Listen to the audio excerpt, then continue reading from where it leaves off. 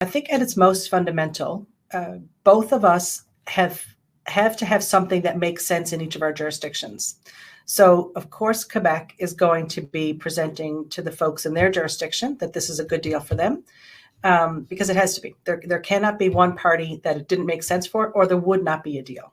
So there are things here that Quebec needs, obviously, and there are things here that we need and want. And in our view, both of us got it.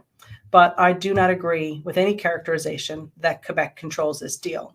In fact, Quebec essentially controls things fully now, between now and 2041. And they control how water moves on the river. They control decisions for CFLCO, even things that seem to make sense. They certainly control the price because they've got this existing contract that they do not have to break. So they're controlling the revenue stream that comes into CFLCO and therefore provides for very little, almost zero financial benefit back to the province. I think I'm hearing some folks, certainly in the House last week, try to basically say is they will decide on if Gull Island will get built, so that they're in control.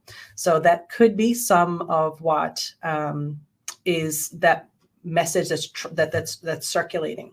But the reality is, if you pay attention, well, I guess we're hearing, this is what's interesting. You're hearing a lot of people say Quebec really needs the power, but then you're hearing say, well, they're not really going to build Gull Island. Well, which is it? It can't be both. Both of those things can't be true. The other aspect about Gull Island is of the $3.5 billion payment that they're going to pay to our jurisdiction to pay for our equity. So they're going to pay for us to have an ownership, a 60% majority ownership of the projects that we just talked about. And if the projects don't proceed, basically is you get to keep the deposit. You get to keep the $1.3 billion deposit that Quebec is paying. I don't know of many jurisdictions that are going to hand over money if they really are not planning on building something.